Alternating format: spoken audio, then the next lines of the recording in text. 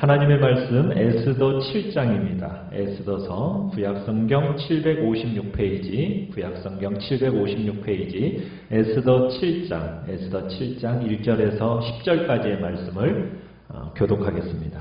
구약성경 756페이지, 에스더 7장 1절에서 10절까지의 말씀입니다. 에스더 7장 1절입니다. 왕이 하만과 함께 또 왕후 에스더의 잔치에 가니라.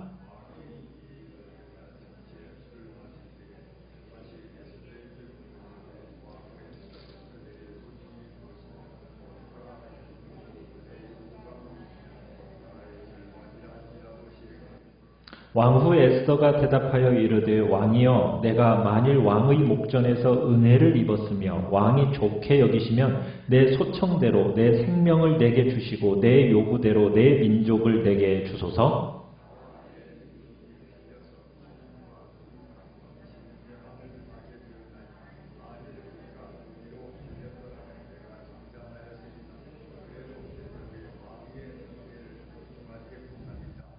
아수에로 왕이 왕후 에스더에게 말하여 이르되 감히 이런 일을 심중에 품은 자가 누구며 그가 어디 있느냐 하니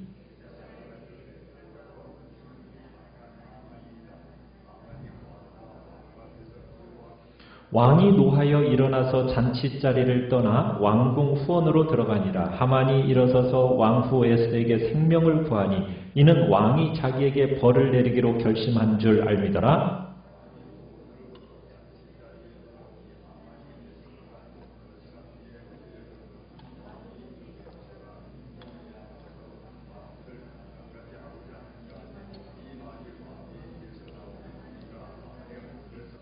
왕을 모신 내시 중에 하르보나가 왕에게 아뢰되 왕을 위하여 충성된 말로 고발한 모르드게를 달고자 하여 하만이 높이가 50규빗 되는 나무를 준비하였는데 이제 그 나무가 하만의 집에 섰나이다. 왕이 이르되 하만을 그 나무에 달라 하매 모르드게를 매달려고 한 나무에 하만을 다니 왕의 노가 그치니라. 아멘.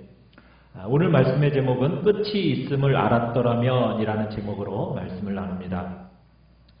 우리는 이 밤 혹 이 아침에라도 주님이 부르신다면 우리가 지금까지 쌓아두었던 권력이나 또 재물이나 명예나 그 모든 걸 다 내려놓고 우리는 하나님 앞에 설 수밖에 없는 것이 우리 인생의 모습입니다. 바로 시간의 주인이 하나님이시고 우리 인간의 생명의 주인이 하나님이시기 때문입니다. 우리에게 시작이 있으면 끝이 있어요. 출발점이 있으면 종착점이 있는 겁니다. 태어났으면 죽는 날이 있는 것이고 가지면 내려올 날이 올 것이고 올라가면 내려가는 날이 올 것입니다. 또 이것을 다르게 생각한다면 우리가 당하고 있는 실패나 고난이나 아픔이나 근심이나 걱정 이 모든 것들도 끝나는 날이 있다라는 겁니다. 모든 것은 다 지나간다라는 얘기죠. 불교는 역사는 돌고 도는 것이다 라고 하면서 윤회를 주장하고 또 전생이라는 것을 주장합니다. 그러나 기독교는 다릅니다. 기독교는 직선적인 역사관을 가지고 있어요. 돌고 도는 윤회사상, 순환적인 역사관이 아니라 직선적인 역사관, 시작이 있고 끝이 있다는 얘기입니다. 그래서 성경은 창조로부터 시작이 되어서 요한계시록에 가면 무엇으로 끝을 맺음 짓게 됩니까? 예수 그리스도의 재림으로, 종말로 끝이 납니다. 그래서 기독교의 역사관을 가리켜서 직선적인 역사관이다 이렇게 얘기를 해요. 그래서 이것이 역사고 이게 인생이다라는 것이 우리 성경에서 이야기하는 바입니다. 우리가 지난주에 봤지만은 하만이 바로 하루 전만 해도 왕비가 왕과 자신만을 잔치에 초청한 것 그리고 자신을 왕 다음으로 위대한 자로 인정했다고 하면서 막 떠들어댔었어요. 그런 그가 오늘 10절 마지막 절에는 어떤 모습으로 끝나고 있습니까? 10절 마지막에 보면 이렇게 얘기하고 있죠. 모르드게를 매달려고 한 나무에 누가 달렸어요? 그죠. 하만이 달리고 왕의 노가 그쳤다. 이렇게 마지막을 장식하면서 하만이 그렇게 죽고 맙니다. 하만에게 있어서 이 날은 잔칫날이 아니라 무슨 날이 됐어요? 제삿날이 된 겁니다. 참 이게 인생이라는 것을 보게 되는 거예요. 그러니까 인생이라는 것은 한없이 올라가기만 하는 것이 아니라 항상 뭐가 있다라는 것을 알아야 되는 겁니까? 끝이 있음을 알아야 되는 거예요. 끝이 있음을 알았더라면 참 우리가 살아가는 인생이 남을 미워하는 인생이 되지 않았을 겁니다. 하만이 자신의 인생의 마지막이 있다라는 것, 끝이 있음을 알았더라면 이렇게 남을 죽이는 것에다가 인생의 목표를 두고 살지는 않았겠죠. 그러나 인생의 끝이 뭔지를 사람들은 그것을 염두에 두지 않고 살아가기 때문에 이런 어리석은 일들을 진행해 나가는 겁니다. 우리가 한번 하만이 그렇게 죽이고 싶어 했던 모르드게를 한번 생각해 볼까요? 모르드게는 왕을 죽이려고 했던 반역자들을 색출했고 그들의 이름을 알아서 왕후인 에스더를 통해 왕에게 전달합니다. 에스더가 왕에게 이 사실을 전해서 조사단들이 내려왔고 조사단들이 내려와서 그 모든 반역자들의 모의가 들통이 났어요. 그래서 왕의 생명을 구하게 됐습니다. 그에 대한 모르드게에게 보상이 있었습니까? 없었습니까? 아무런 보상이 없었어요. 그런데 오히려 모르드게가 죽음의 자리, 그리고 그 모든 백성들까지 도리어 죽음의 자리에 몰려가게 됐단 말입니다. 그래서 모르드게와 그 백성들이 어떻게 했습니까? 베옷을 입고 정말 머리에 재를 뒤집어 쓰면서 또 왕후 에스더와 함께 3일 동안 금식하면서 하나님 앞에 부르짖었어요. 여러분, 하나님께 부르짖으면 그에 대한 응답이 뭔가 좀 보여야 되는데 응답이 보였어요? 안 보였어요? 보이지가 않았어요. 오히려 강요들 가운데 이 하만이라는 사람, 아말렉 종족인 이 하만이라는 사람이 도리어 제2인자의 위치까지 오르면서 총리라는 자리에 오르게 되고 그러면서 그 사람으로 인해서 도리어 죽음의 자리까지 몰려가는 상황을 볼 때 참 모르드게의 가슴 속에 어떤 마음이 들었겠습니까? 하나님, 해도 너무하신 거 아닙니까? 하는 어떤 원망과 불평의 마음이 가슴 속에서 터져 나올 수도 있었을 법합니다. 조국의 땅으로 돌아가고 싶어도 돌아가지 못했고 포로의 몸으로 살고 있는 이 하나님의 백성들이 지금 멸절시키려는 계획이 진행되어 가고 있는데 하나님은 두고만 보고 계시는 겁니까? 과연 하나님은 이스라엘의 하나님이 맞으십니까? 하만이 저와 이 유대인들을 지금 다 죽이려고 지금 하는데 왕의 허락까지 다 받았는데 이 계획이 허락되도록 어인까지 지켜져 있는데 하나님은 그대로 두고 보고 계시는 것입니까? 도대체 하나님은 어떤 분이십니까? 하면서 이 모르드게의 마음속에 하나님을 향한 울부짖음의 마음이 왜 없었겠습니까? 그러나 모르드게에게 믿음이 없었다면 이 상황을 견딜 수가 없었겠죠. 그러나 이 모르드게의 마음속에는 뭐가 있었습니까? 역사의 주인은 누구이시다? 하나님이시다라는 것. 아마 그 사실을 망각했더라면 이 어마어마한 음모들을 견뎌내기가 아마 힘들었을 것입니다. 하나님이 정말 살아계십니까? 어찌하여 이런 일을 지금 눈앞에 하나님은 그냥 보고만 계십니까? 왜 이런 일이 펼쳐지도록 하나님을 하고 계십니까? 하나님 앞에 정말 소리 지를 수 있는 그런 상황이었지만 모르드게는 하나님께 부르짖으며 기도로 이 모든 문제들을 견뎌내는 것을 보게 됩니다. 그 결과는 어떻게 되었습니까? 우리가 지난주에 봤지만은 하나님께서 섭리 가운데 역사하셔서 모르드게가 5년 전에 했던 그 반역자를 색출한 일이 딱 드러나게 되면서 이제 모르드게를 하나님께서 영화롭게 만들어 주셨어요. 어떻게 그렇게 만드셨습니까? 총리 하만을 마부가 되게 만들어서 말굽비 붙잡고 모르드게는 왕관 쓰고 왕복 입고 왕의 말을 타면서 하만이 뭐라고 외쳤어요? 왕이 존귀하게 여기는 사람은 이런 대접을 받습니다 라고 외치면서 그러면서 이제 성 시내를 한 바퀴를 쫙 도는 거예요. 자, 그렇게 되었으면 하만은 뭘 느꼈어야 되는 겁니까?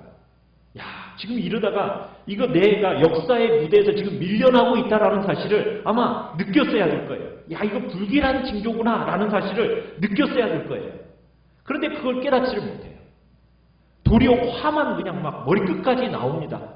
그러니까 집에 들어가서도 문을 박 차고 들어가서 아내한테 그 얘기를 했더니 아내와 그 옆에 있는 친구조차 뭐라고 얘기합니까? 당신이 이 유대인들 앞에서 굴욕당하기 시작했으니 능히 그를 이기지 못하고 분명히 그 앞에 엎드러질 것입니다. 여러분, 그 말을 들었으면 어떻게 해야 돼요? 깨달았어야 되는데 여전히 그 분노를 막 가슴속에 품고 있습니다. 왕과 왕후 앞에 어떻게 보면은 자신이 곧바로 무릎 꿇고 정말 용서를 구했어야 되죠. 여전히 그 분노를 가라앉지 못하고 진정시키지 못하고 당장 죽여버리겠다는 어떤 그런 벼름만 가지고 갔는데 그게 바로 악인의 망하는 길목이었어요. 우리가 지난주 6절에 봤듯이 세 가지 단어가 있었다고 그랬죠. 6장 10절에 보시면은 무슨 단어였습니까? 하나님의 손길이 어떻게 역사하기 시작했어요? 속히라는 단어였어요. 속히 10절에 너는 내 말대로 속히. 그리고 12절에 가서는 또 무슨 단어가 있었습니까? 급히 집으로 돌아갔어. 그 다음에 14절의 끝에서는 뭐예요? 빨리. 그러니까 하나님의 손길이 움직이기 시작하면은 어떻게 역사하기 시작하는 거예요? 속히, 급히, 빨리 움직이기 시작하는 겁니다. 하나님이 침묵하시는 것처럼 보였어요. 하나님이 주무시는 것처럼 보였어요. 하나님이 마치 구경꾼처럼 뒷짐지고 있는 것처럼 보였어요. 그렇게 계신 줄 알았어요. 그런데 하나님이 움직이기 시작하니까 역사가 어떻게 움직여가기 시작합니까? 속히, 급히, 빨리 그렇게 진행되어져 가면서 그 모든 문제들이 해결되어지기 시작하는 거예요. 하나님이 우리의 인생을 한번 딱 만지시면은 그렇게 더디게 열리던 그 문들이요, 얼마나 속히 급히 빨리 움직이고 하는지 우리는 참 그걸 다 경험하게 돼요. 하나님의 역사는 그렇습니다. 여러분을 괴롭히고 있던 그 고난의 문제들, 얽히 설켜있던 그런 문제들, 우리를 괴롭히는 질병들, 하나님의 손이 만져주시기만 하면 하나님의 역사가 어떻게 진행되어진다고요? 속히 급히 빨리 해결되어지는 역사, 회복되는 역사. 주님은 그렇게 하나님이 일하시면 그렇게 된다라고 보여주고 계시는 겁니다. 아하수에로 왕은 에스더에게 했었어요. 네가 무엇을 원하느냐? 네가 원하는 것이라면 무엇이든지 내가 다 해결했다. 제국의 반이라도 네가 요구한다면 내가 주겠다. 이렇게 제안을 하니까 에스더가 첫 번째 잔치에서 뭐라고 얘기했어요? 무엇을 원하는지 제가 다음 날 잔치 자리에서 얘기하겠으니 다음 잔치에도 참여하십시오. 이렇게 얘기를 했어요. 그리고 이제 날이 밝은 게 오늘 7장의 이야기입니다. 에스더는 전날 왕에게 말한 것처럼 이제 왕과 하만을 잔치를 베풀고 그들을 초청했어요. 왕이 참석을 했습니다. 하만도 그 새벽에, 그 이른 아침에 그 모르드게로 인해서 충격을 입었지만 급하게 또 이제 그 잔치 자리에 함께 참여하게 되었어요.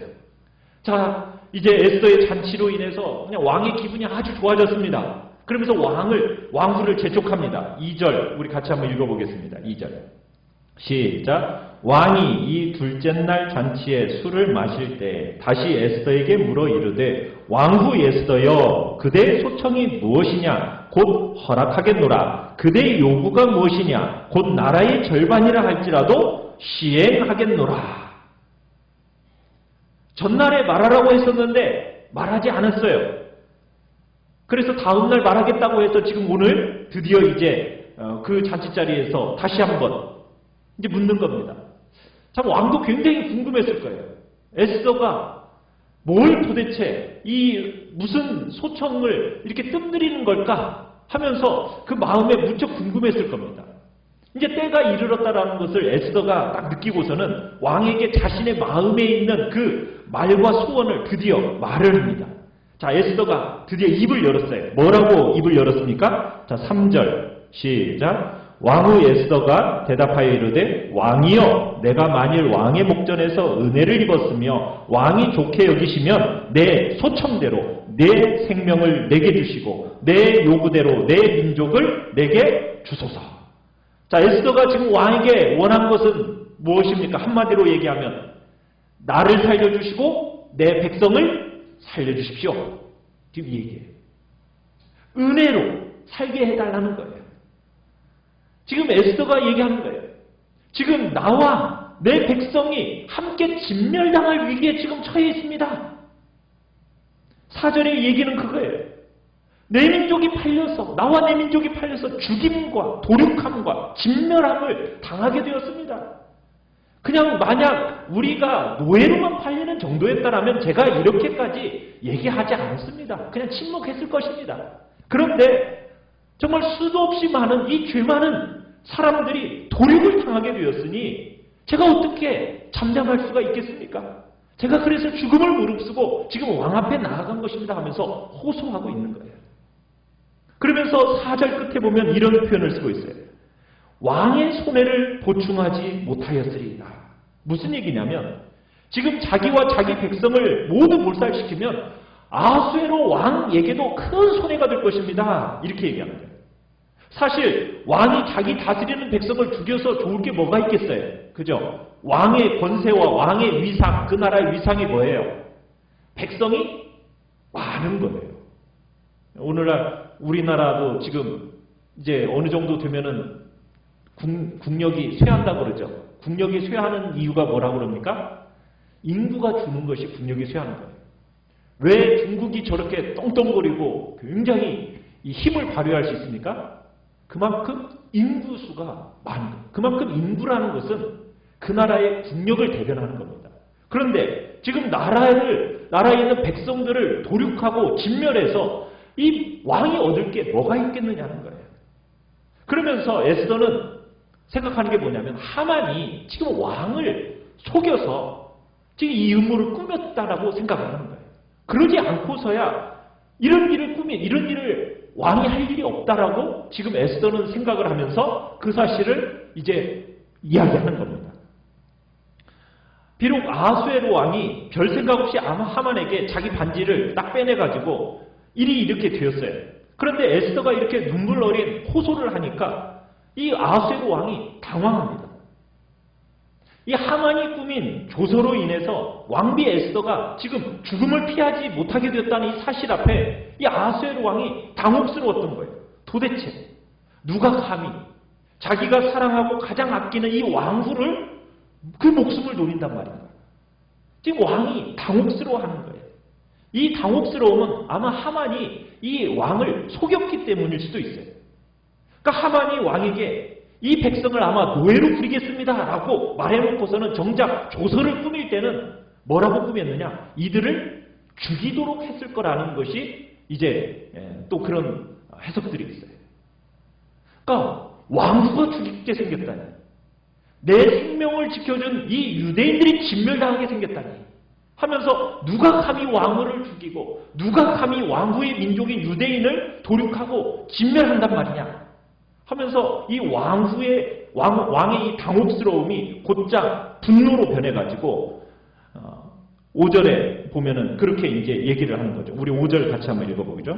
시작. 아수에로 왕이 왕후 에스더에게 말하여 이르되 감히 이런 일을 심중에 품은 자가 누구며 그가 어디 있느냐 하니. 자, 여기 보면은 우리 성경은 좀 반영이 잘 되어 있지 않은데 5절의 시작 부분을 이렇게 보면은 우리 성경은 이렇게 되어 있죠. 아하수에로 왕이 왕후 에스더에게 말하여 이렇게 되어 있잖아요. 그런데 원문에는 이렇게 문자적으로 해석하면 이렇게 되어 있어요. 왕이 왕비에게 물었다. 왕이 에스더에게 물었다.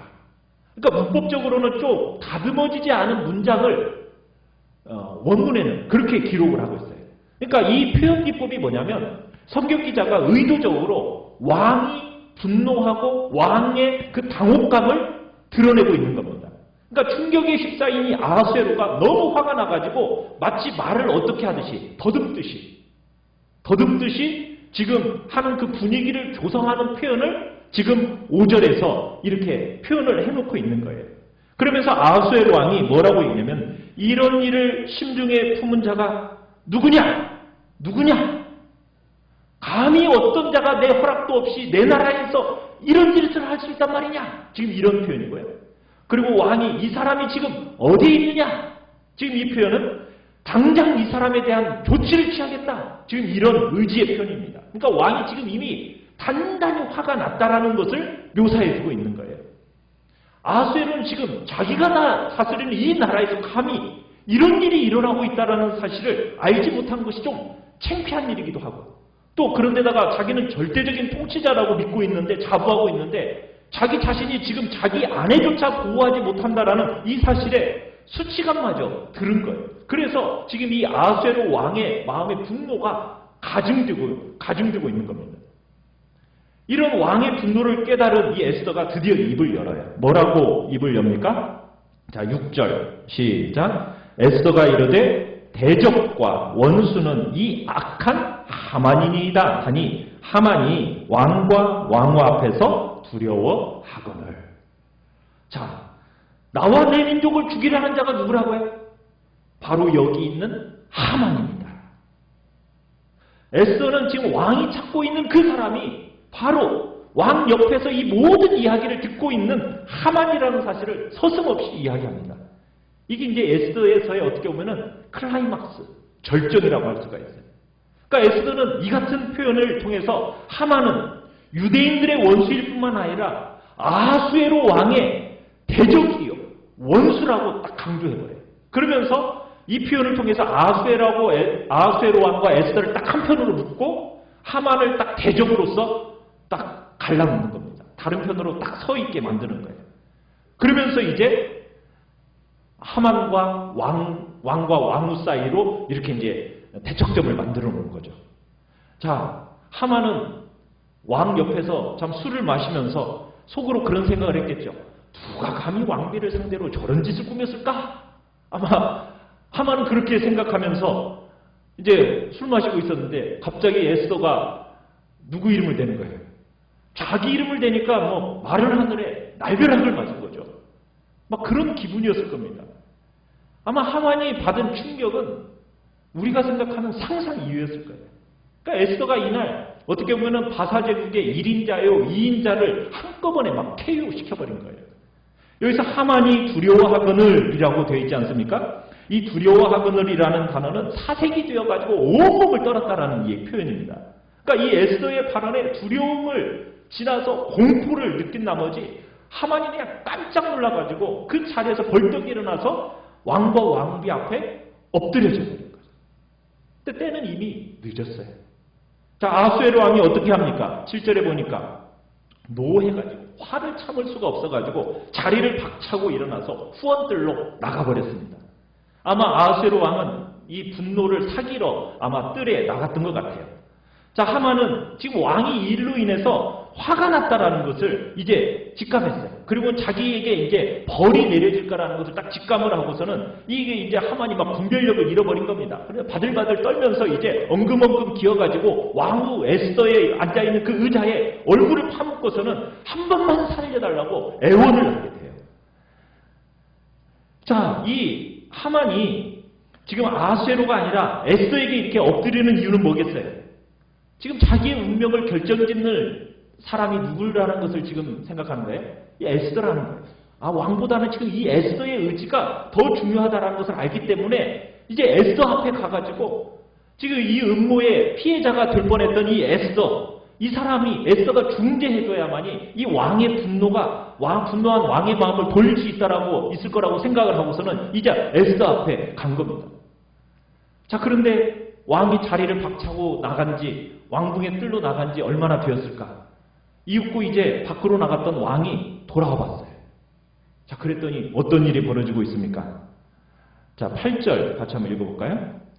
시작. 왕이 후원으로부터 잔치자리에 돌아오니 하만이 에스더가 앉은 걸상 위에 엎드렸거늘 왕이 이르되 저가 궁중 내 앞에서 왕후를 강간까지 하고자 하는가 하니 이 말이 왕의 입에서 나오매 무리가 하만의 얼굴을 싸더라. 지금 공포에 질린 하만이 잔치자리에서 많이 사용하던 그 당시에 의자가 있었어요. 그 의자라는 것은 등받이가 좀 뒤로 넘어가는 의자였는데 그 알랑 의자에 앉아있는 이 에스더 왕후의 발을 붙잡고서는 지금 살려달라고 애원하고 있는 거예요. 그러니까 왕후의 의자에 지금 얼굴을 파묻고서는 지금 살려달라고 하고 있는 이 모습을 지금 아하수에로가 뭐라고 얘기하고 있어요? 이자가 지금 궁중 내 앞에서 왕후까지 강간하려고 하는가? 이 바사 그 당시의 법에 의하면 주변에 사람들이 있다 할지라도 왕 외에는 이 왕후와 최소한 7걸음 정도의 거리를 유지했어야 된다고 합니다. 그런데 왕이 지금 하만의 이 같은 모습을 뭐라고 하고 있어요? 강간하려 하는가로 이렇게 간주해버렸어요. 하만이 그런 의도가 있었습니까? 없었습니까? 전혀 없었죠. 근데 왕이 자기 편할 대로 그냥 해석해가지고 죄를 지금 어떻게 해요? 하만에게 뒤집어 쓰여버리는 겁니다.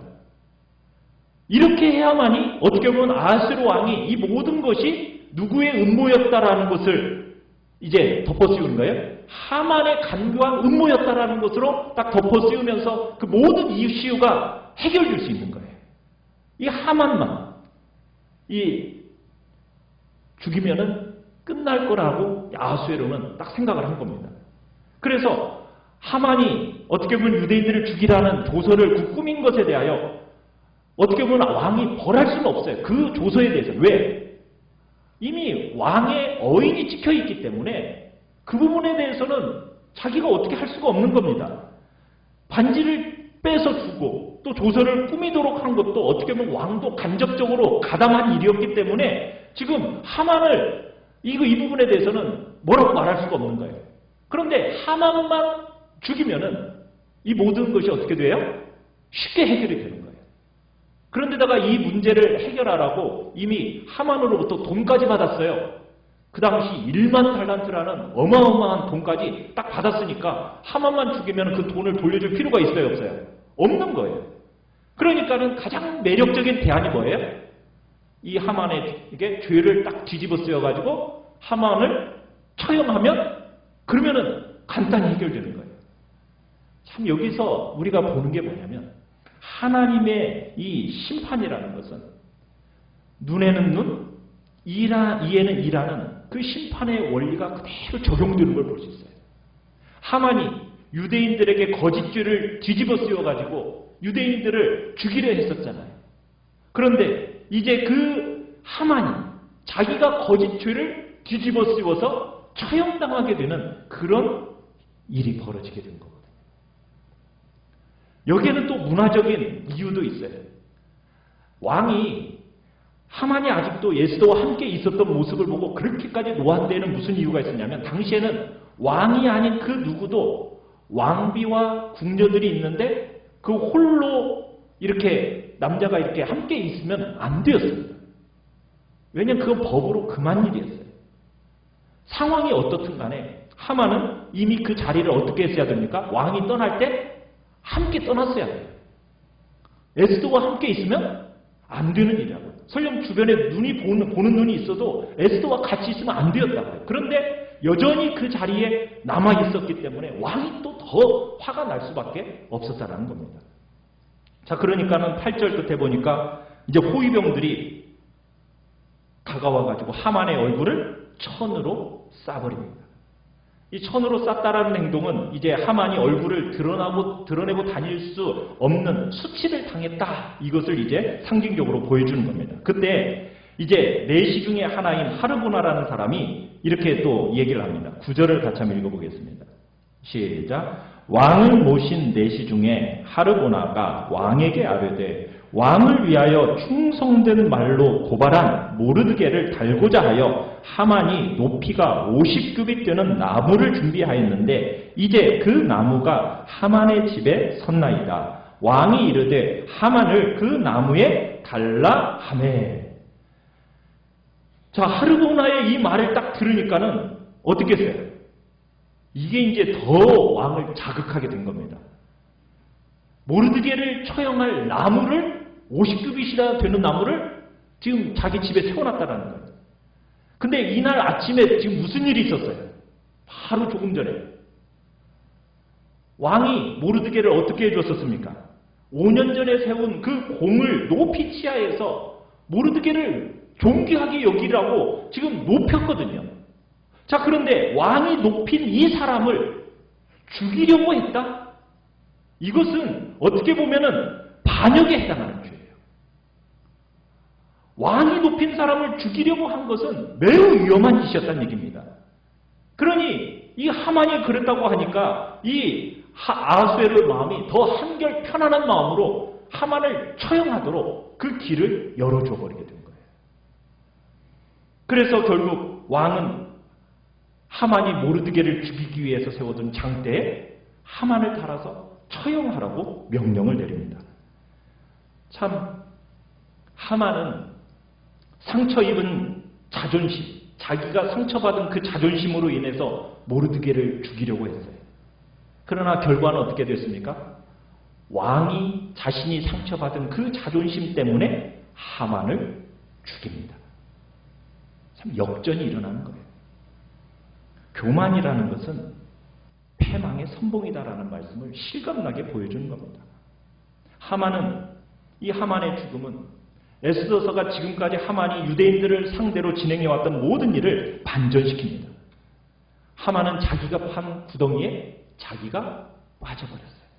자기가 세운 장대에 자기가 매달리게 된 겁니다.